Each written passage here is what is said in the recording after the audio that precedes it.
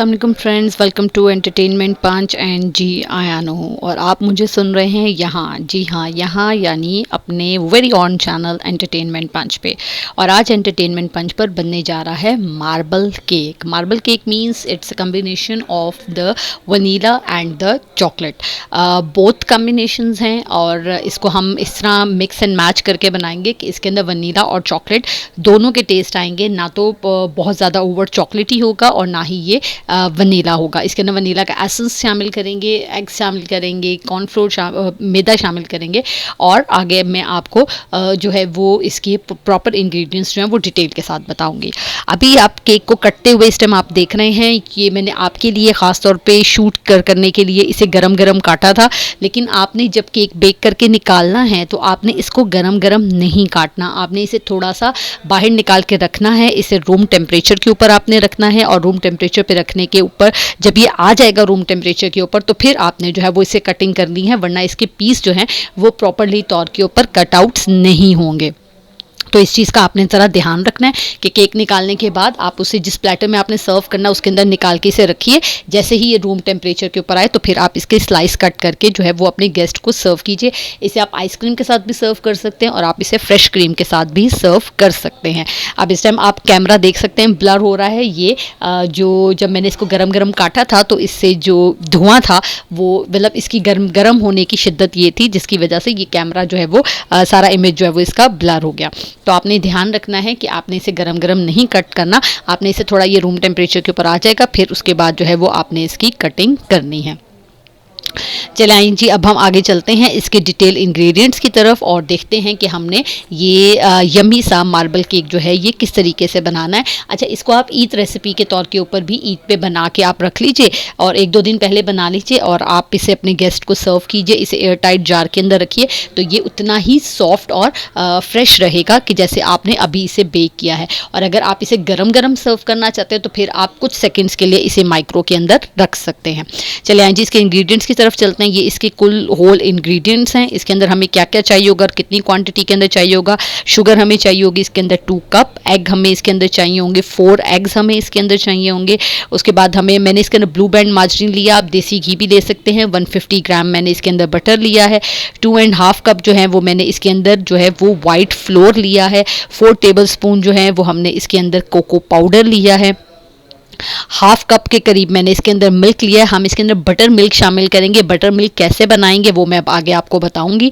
Simple milk नहीं, butter milk use करना है। इसके अंदर 1/2 टीस्पून हमने इसके अंदर सॉल्ट इस्तेमाल करना है और फिर इसके बाद जो है वो इसमें बेकिंग पाउडर इस्तेमाल होगा और विनेगर इस्तेमाल होगा और क्वांटिटी जो है वो आपको स्क्रीन के ऊपर नज़र आ रही है। एक दफ़ा दोबारा ओवरव्यू तमाम इंग्रेडिएंट्स का, sugar, egg, butter, white floor, vanilla essence, उसके बाद आपका कोको पाउडर है, सॉल्ट है, मिल्क है, विनेगर है और ये तमाम के तमाम इंग्रेडिएंट्स जो हैं वो इसके अंदर शामिल किए जाएंगे। सबसे पहले हम लोग जो हैं वो बटर मिल्क बनाएंगे। आपने करना ये है कि आपने इसके अंदर मिल्क लेना है, 1/2 कप मिल्क, और उसमें 1 टीस्पून जो है वो आपने विनेगर ऐड करना है। तो विनेगर ऐड करने से क्या होगा, और हम इसे थोड़ी देर के लिए साइड के ऊपर रख देंगे, तो आप खुद नोट करेंगे कि मिल्क की जो कंसिस्टेंसी है वो कम्प्लीटली तौर के ऊपर चेंज हो जाएगी।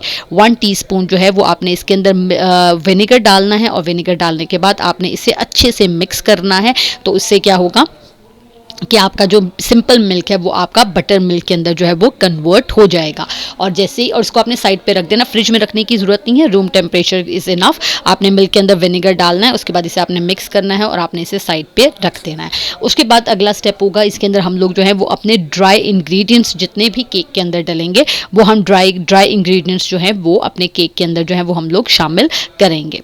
अब कौन कौन से ड्राई इंग्रेडिएंट्स हैं वो मैं आपको पहले बता चुकी हुई हूँ, लेकिन एक दफ़ा दोबारा जब मैं उन्हें मिक्स करूँगी तो मैं साथ साथ आपको क्वांटिटी बताऊंगी। इसके अंदर सबसे पहले हमने लेना है 2.5 कप, हमने इसके अंदर लेना है मैदा, वाइट फ्लोर। उसके बाद जो है वो हम लोग इसके अंदर इस्तेमाल करेंगे बेकिंग पाउडर। 2.5 टीस्पून के करीब जो है वो इसके अंदर बेकिंग पाउडर डलेगा और 1/2 टीस्पून जो है वो आपने इसके अंदर सॉल्ट शामिल करना है और उसके बाद आपने इसे मिक्स करके इन इंग्रेडिएंट्स को भी आपने साइड के ऊपर रख देना है। जो 1/2 टीस्पून इसके अंदर सॉल्ट गया है और 2.5 टीस्पून जो है वो इसके अंदर हम लोगों ने बेकिंग पाउडर शामिल करना है। ठीक है, बेकिंग पाउडर जो है बेकिंग पाउडर जो है वो आपने इसके अंदर जो है वो आपने इसके अंदर डालना है, और डालने के बाद आपने इसे जो है वो आपने इसे अच्छे तरीके से चम्मच चला के मिक्स कर लेना है। इसके अंदर किसी भी किस्म का जो है वो लंप या किसी भी किस्म का जो है वो अच्छा, एक बात का और ध्यान रखना है, बाउल आपका गीला ना हो, ठीक है, ये ड्राई होना चाहिए। और आपने इसी तरह इसको ड्राई इंग्रेडिएंट्स जो हैं वो आपने अच्छे तरीके से इसके अंदर जो है वो आपने मिक्स कर लेने हैं।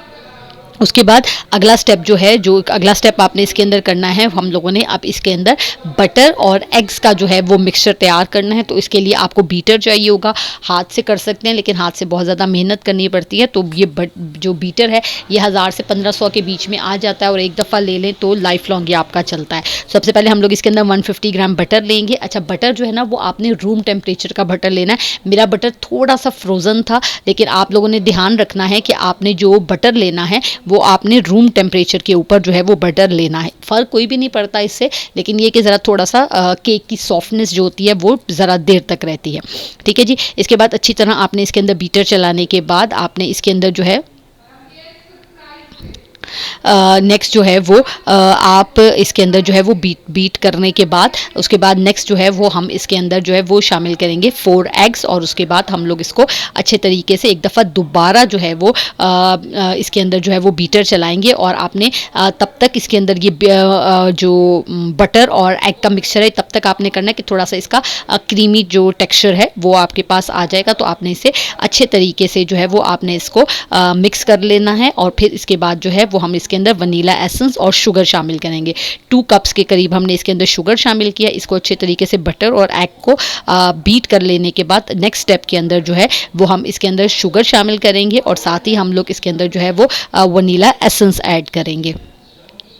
ये दोनों के दोनों इंग्रेडिएंट्स जो हैं वो आपने अच्छे तरीके से बीटर चलाने के बाद आपने ये तमाम के तमाम इंग्रेडिएंट्स जो हैं वो आपने मिक्स एंड मैच कर लेने हैं, और आपने इनके तमाम इंग्रेडिएंट्स को मिक्स करके साइड पे कर लेना है। अभी इसके अंदर हमने कोको पाउडर नहीं शामिल किया, कोको पाउडर हम लोग सबसे एंड में शामिल करेंगे। जितना ज़्यादा अच्छा आप इसे बीट करेंगे और उतना ही ज़्यादा केक जो है वो आपका फ्लफ़ी और सॉफ्ट बनेगा। और आपने एक बात का और ध्यान रखना है, आपने जो बीटर की जो स्पीड है वो आपने 1 के ऊपर रखनी है, इससे ज़्यादा आपने स्पीड इसकी नहीं रखनी है। 1 के स्पीड के ऊपर जो है वो आपने बीटर जो है वो आपने चलाना है। अब हम इसके अंदर जो है वो सबसे पहले हमने दोबारा रिपीट कर रही हूँ, 150 ग्राम हमने इसके अंदर बटर लिया था, और साथ ही हम लोगों ने इसके अंदर जो है वो 4 एग्स शामिल करने के बाद हमने बीटर चलाया था। अब इसके बाद जो है वो हम इसके अंदर 2 कप के करीब शुगर ऐड करेंगे, और उसे अच्छे तरीके से बीटर चलाकर हम लोग इसको शुगर को जो है वो हम बीटर के साथ मिक्स कर लेंगे। और इस पूरे के पूरे लिक्विड को अच्छे तरीके से जो आपका लिक्विडी मटेरियल तैयार हुआ है इसे हम लोगों ने बीट कर लेने के बाद, अच्छी तरह शुगर मिक्स कर लेने के बाद हमने इसे एक बड़े बाउल के अंदर कन्वर्ट कर लेना है, क्योंकि अभी हमने इसके अंदर ड्राई इंग्रेडिएंट्स शामिल करने हैं। तो ड्राई इंग्रेडिएंट्स के लिए आपका ये जो बाउल है ये छोटा है, और इस तरह केक को फ्लफ होने का जो है वो टाइम और प्रॉपर्ली बीट होने का जो टाइम है वो नहीं मिलेगा। केक के लिए उसका बीट करना प्रॉपर तरीके से वो सबसे ज़्यादा ज़रूरी है। आपका केक उसी वक्त बहुत अच्छा बनेगा, फ्लफ़ी होगा, जब वो प्रॉपरली तौर के ऊपर जो है वो आप केक जो मिक्सर जो है उसे अच्छे तरीके से आपने बीट करना है। इस प्रॉपरली मिक्सचर को तैयार करने के बाद, बीट करने के बाद आप इस लिक्विडी मिक्सचर को जो है वो आप साइड के ऊपर रख लें। और लिक्विड को साइड के ऊपर रख लेने के बाद अगला स्टेप जो होगा वो क्या होगा आपके पास, कि आपने जो है वो इन लिक्विड इंग्रेडिएंट्स और ड्राई इंग्रेडिएंट्स को जो है वो आपने मिक्स करना है। अच्छा जी, इसके अंदर अब मैं 1 टीस्पून जो है वो वनीला एसेंस शामिल कर रही हूँ। और वनीला एसेंस शामिल करने के बाद एक दफ़ा दोबारा मैं जो चलाऊँगी इसको, वो इस वजह से कि ये जो हमारा एग का मिक्सचर है, अंडों की जो स्मेल आती है आपके पास वो आपके पास नहीं आएगी इस तरीके से। ठीक है। अच्छा, वनीला एसेंस डालते हुए बहुत ज़्यादा ध्यान रखना है कि वनीला एसेंस ज़्यादा नहीं डालना आपने, कि वनीला एसेंस की जो स्मेल है वो आपके एग के मिक्सचर के अंदर जो है वो शामिल होगी। अब उसके बाद नेक्स्ट स्टेप आ जाता है आपके पास, कि नेक्स्ट स्टेप जो है उसके अंदर अब हमने क्या करना है, बीटर से चलाने के बाद हमने तमाम के तमाम इंग्रेडिएंट्स जो हैं वो उन्हें मिक्स करना है। अच्छा, अब हमने इस लिक्विडी मिक्सचर को जो है वो बड़े बाउल में कन्वर्ट करने के बाद जब हमने ड्राई इंग्रेडिएंट्स इसके अंदर डालने हैं तो आपने बहुत ज़्यादा ध्यान इस चीज़ का रखना है कि ड्राई इंग्रेडिएंट्स आपने एकदम से नहीं डालने, आपने इसके अंदर थोड़े थोड़े करके ड्राई इंग्रेडिएंट्स डालने हैं। और उसके बाद आपने का जो अगला स्टेप होगा उसके अंदर आपने इस चीज़ का ध्यान रखना है कि बटर मिल्क को हमने नहीं बिल्कुल ना इसी स्टेज के ऊपर अब हमने बटर मिल्क इस्तेमाल करना है। अब आपके पास 3 इंग्रेडिएंट्स हैं, एक लिक्विड, एक ड्राई और एक आपका कोको पाउडर। ठीक है जी, ये मैंने बड़े बाउल के अंदर अपना पूरा बटर और एग का मिक्सचर जो है वो शामिल कर लिया है। एक दफ़ा दोबारा सारा के सारा जो है वो मैं मशीन से, बीटर से जो है वो इसको अच्छे तरीके से बीट करूँगी और फिर इसके अंदर जो है वो आहिस्ता आहिस्ता थोड़ा थोड़ा करके जो है वो ड्राई इंग्रेडिएंट्स जो हैं वो मैं इसमें शामिल करूँगी और बीटर जो है वो साथ साथ हम इसके अंदर चलाते रहेंगे। अच्छा, अब हो सकता है कि बीच में आपको थोड़ा सा फील हो कि आपका जो मिक्सचर जो है वो ज़्यादा हार्ड हो रहा है, इसके अंदर केक वाली सॉफ्टनेस नहीं है, तो आप चाहें तो 2 टेबलस्पून के करीब जो मिल्क है वो आप मज़ीद जो है वो इसके अंदर जो है वो आप शामिल कर सकते हैं। इसको थोड़ा सा सॉफ्ट मटेरियल की जो थिकनेस है उसको थोड़ा सा कम करने के लिए। ठीक है, इसके अंदर अच्छे तरीके से जो है वो आपने इसको बीटर को बीट करना है। इसके अंदर हमने कॉर्नफ्लोर जो है मैदा जो है वो हम इसके अंदर 1 कप और शामिल करेंगे और 1 कप मैदा शामिल करने के बाद इसे अच्छे तरीके से बीटर को चलाएंगे और बीटर को चलाने के बाद फिर हम लोग इसके अंदर जो है वो जो हमने बटर मिल्क तैयार किया था, जिसके अंदर हमने 1/2 कप मिल्क और 1 चम्मच जो है वो हमने सफ़ेद सिरका इस्तेमाल किया था, वो मिल्क जो है, अब ये देख रहे हैं इस टाइम आप इसकी थिकनेस ज़्यादा हो रही है, तो इसको थिकनेस को नॉर्मल करने के लिए पहले हमने वो जो 1/2 कप मिल्क रखा था हमने वही इसके अंदर डालना है, उसी से हमने जो है वो अच्छे तरीके से इसे जो है वो हम लोगों ने बीट करना। ये लीजिए, ये वो दोबारा मैं बता रही हूँ, 1/2 कप मिल्क और 1 टीस्पून जो है वो इसके अंदर विनेगर शामिल किया और अब आपने अच्छे तरीके से बीटर चलाना है और बीट करने के बाद फिर आहिस्ता आहिस्ता आपने बाकी का जो ड्राई हमारा जो बैटर था, ड्राई मटेरियल्स थे, वो आपने सारे के सारे जो है वो स्टेप बाय स्टेप इसके अंदर शामिल करने हैं। और उसके बाद जब ये सारे ड्राई इंग्रेडिएंट्स इसके अंदर डल जाएंगे, ये अच्छे तरीके से बीट हो जाएगा, तो हम अपने बैटर को 2 पार्ट्स में डिवाइड करेंगे। एक के अंदर हम लोग कोको पाउडर ऐड करेंगे और एक को हम लोग जो है वो कोको पाउडर के बग़ैर जो है वो हम लोग इसको बीट करेंगे और जो इसको जब हम लोगों ने केक मोल्ड में डालना है तो हम लोग इसके अंदर इसको जो डालेंगे तो उसके अंदर पहले चॉकलेट फिर वनीला, या आप जैसे आपका को ईजी लगता है, आपने चॉकलेट पोर्शन ज़्यादा रखना है या आपने वनीला पोर्शन ज़्यादा रखना है। It's only depend on you कि आप इस चीज़ को जो है वो कैसे जो है वो करते हैं, लेकिन हमने इसके अंदर लेयर्स लगानी है, vanilla chocolate, vanilla chocolate, vanilla chocolate. और अगर आप इसे बहुत ज़्यादा यम्मी बनाना चाहते हैं तो इसके ऊपर एंड के अंदर जो है वो आप किसी भी किस्म का जो चॉकलेट सिरप है वो आप इसके अंदर डाल सकते हैं, तो वो भी आपको बहुत यमी टेस्ट देगा। अच्छा, आप इसको जब सर्व करने लगें तो उस टाइम भी आप जो है वो इसके ऊपर चॉकलेट सिरप जो है वो ड्रिजल कर सकते हैं।